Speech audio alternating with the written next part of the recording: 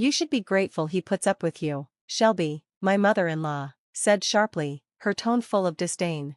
I froze, shocked by her words. Robert, my husband, didn't stand up for me. Instead, he just grinned, almost as if he agreed with her.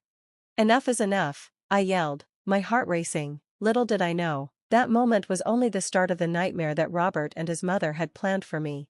My name is Deborah, and I'm 32 years old. I was once married to Robert, who's 5 years younger than me. That age difference had become an issue only recently. I first met Robert at a party hosted by my friend Michaela. Michaela and Robert were workout buddies. Robert, a handsome young man with a chiseled jawline and a muscular build, had a charismatic and playful personality. I was single at the time, and Michaela, eager to set me up, introduced me to him. Hey, Robert, meet my geeky millionaire friend, Deborah, Michaela said with a teasing smile. Michaela, stop embarrassing me, I said, my cheeks flushing in embarrassment. Don't be embarrassed, it's a compliment, Michaela said, laughing. I blushed and thanked Michaela, who added that she could have also called me beauty with brains. Well, you're right, she definitely is a beauty with brains, Robert said, flashing a smile at me. Now, you two have fun while I mingle, Michaela said, walking off to chat with the other guests. Once she left, Robert turned to me. Why did she call you geeky? He asked, genuinely curious. I smiled and explained, I'm an engineer at a software company, so I'm always busy with work. That's how I earned the nickname geeky. That's awesome, Robert said, clearly impressed. You must be making a great salary, which makes you a millionaire geeky. I laughed. Yeah, you could say that. We spent the rest of the evening talking, and I found Robert to be charming and sweet. We began meeting up for coffee and dinner regularly. Robert even started picking me up from work so we could spend more time together. He worked as an assistant at a small company. After a few months of dating, Robert proposed. I loved him, but I felt it was too soon to make such a big commitment, especially since Robert was 5 years younger than me. I voiced my concerns. Are you sure about this, Robert? I mean, it's a huge step, and you're younger than me, I said, unsure. Robert smiled gently and reassured me. We've been together long enough, Deborah. Age doesn't matter, love does. He dismissed the idea that the husband should be older than the wife. That's an old-fashioned belief, he said confidently. Despite his reassurances, I still felt conflicted about the societal expectations surrounding age differences, but Robert convinced me that our love would lead to a happy marriage. We introduced each other to our families, while my father, Tiago, stayed silent. My mother privately expressed her concerns about our financial compatibility.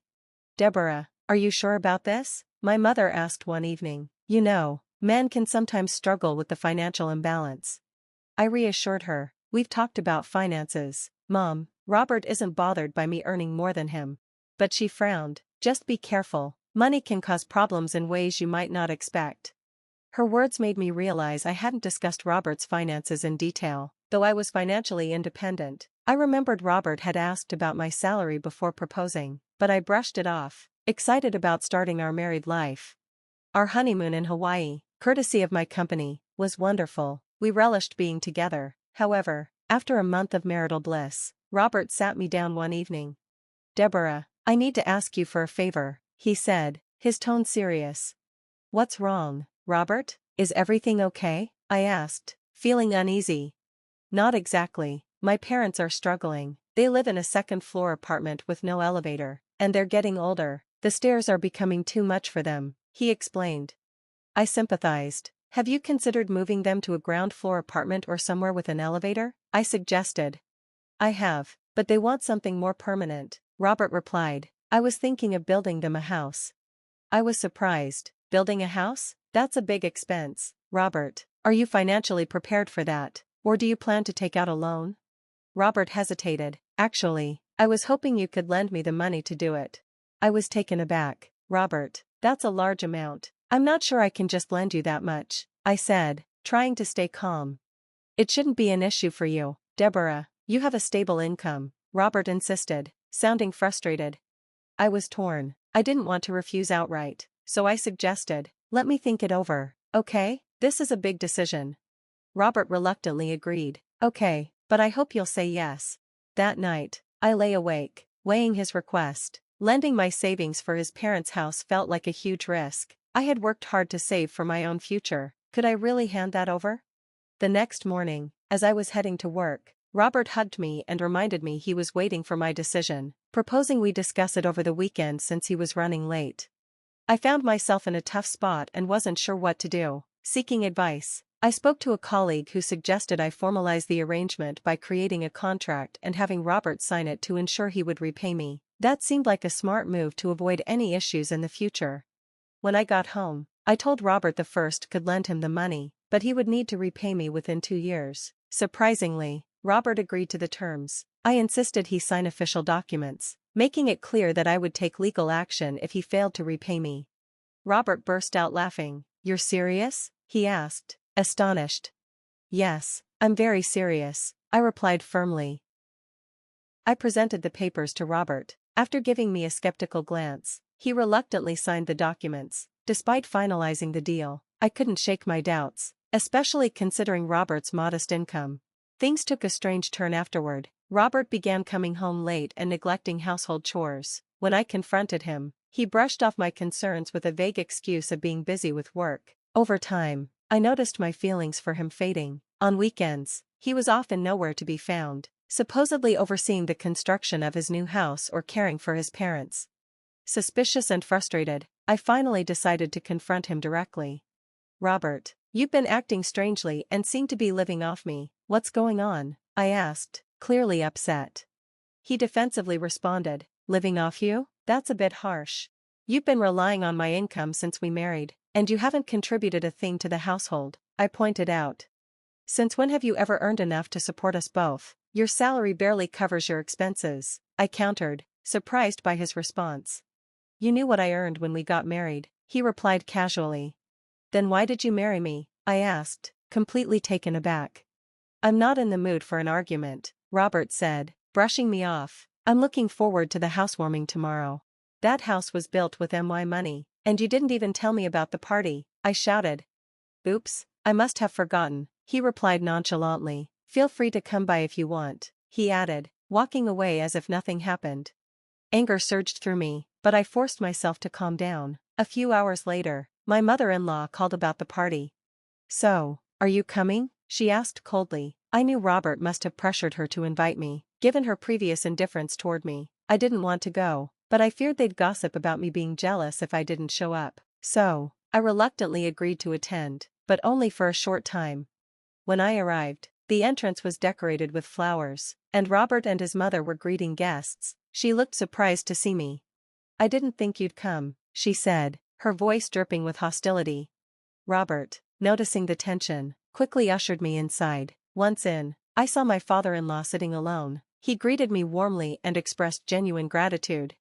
"We really appreciate your help with the house, Deborah," he said, holding my hand. It was a rare moment of sincerity, and I felt a brief sense of pride. At least my efforts had been acknowledged by him, even if Robert and his mother never bothered to thank me. During the party, Robert and his mother barely spoke to me, and I spent the evening engaging in shallow conversations with distant relatives, counting the minutes until I could leave. As the guests started leaving, I walked over to my father-in-law to say goodbye. Before I could leave, my mother-in-law cut me off. "You shouldn't pretend to care about my husband when you can't even manage your own marriage," she snapped. "Neglecting duties? What are you talking about?" I asked, stunned. "I've been trying to keep things together, and Robert hasn't been helping at all." "You should be grateful he puts up with you," she hissed. "He's had to tolerate you, and now you want him to repay money you supposedly lent him? That's cruel, Deborah. That's absurd." "I never tortured anyone," I shot back, seething with resentment. Her insults escalated. "Just look at you. You should count yourself lucky anyone even married you." I lost control. "How dare you talk to me like that?" I shouted, my anger boiling over. Suddenly, Robert intervened. "Don't you dare raise your voice at my mother," he scolded, conveniently ignoring the abuse she had just thrown my way. "I'm done," I said, voice firm. "I'm not staying here and putting up with this any longer. I'm leaving." Robert scoffed. "Leaving? Where will you go? You're not going anywhere." "Excuse me, what did you just say?" I asked, in disbelief.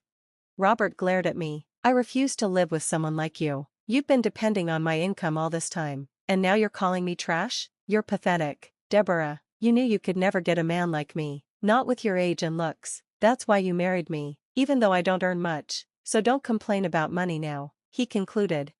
My face flushed with rage. I had been utterly deceived. "I can't stand living with someone so shallow. I want a divorce," I declared, "and I want my money back." Robert laughed cruelly. "Divorce? You think you can just walk away? If you want out, you're going to have to pay me. Oh, and by the way," he added with a malicious grin, "I've already taken all the important documents from our joint bank locker."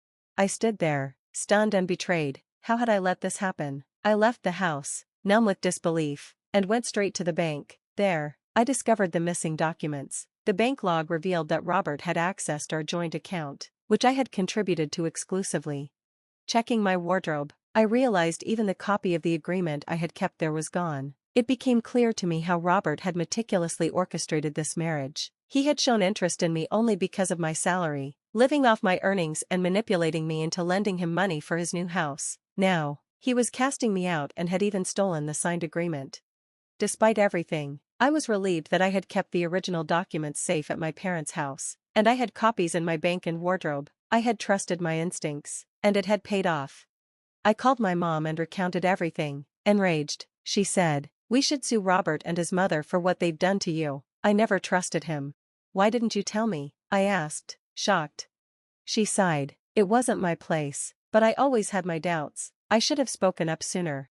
I reflected on this. I lied when I said I talked to him about finances. I never asked about his salary. It just didn't seem important. Mom gave me a valuable piece of advice: don't trust people so quickly, be careful next time. Empowered by her support, I hired a lawyer and sent Robert the divorce papers, along with a demand for repayment within 2 years. Failure to comply would result in the court selling his property to recover the debt. Robert and his mother were blindsided when they received the papers. Desperate calls followed, but I ignored them and blocked their numbers. Even Robert's attempts to reach my parents went unanswered. In a last-ditch effort, Robert left a voicemail.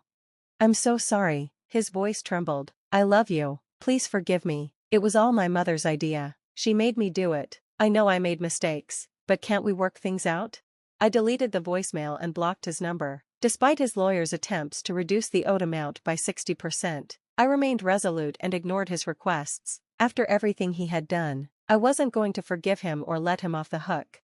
Over the next 2 years, Robert struggled to pay off the debt. He had to sell the house he had built with my money and even moved back in with his parents. Michaela, a friend from work, told me that Robert was being criticized at his job and had quit. He moved to a different city, leaving his mother behind to live with his brother in the countryside. "You won't believe it, but the whole neighborhood is talking. Robert and his mom are struggling, and now Shelby's working as a nanny," Michaela added. I felt no sympathy for Robert or his mother. They had brought this on themselves. As for me, I was finally free and looking forward to a peaceful life ahead. Now, I'm in a new relationship with Arlo, a 38-year-old colleague. We've known each other for years, and our connection turned romantic after my divorce. I'm taking things slow this time, carefully evaluating our relationship before making any big decisions. Thanks for watching, and see you next time. Stay strong.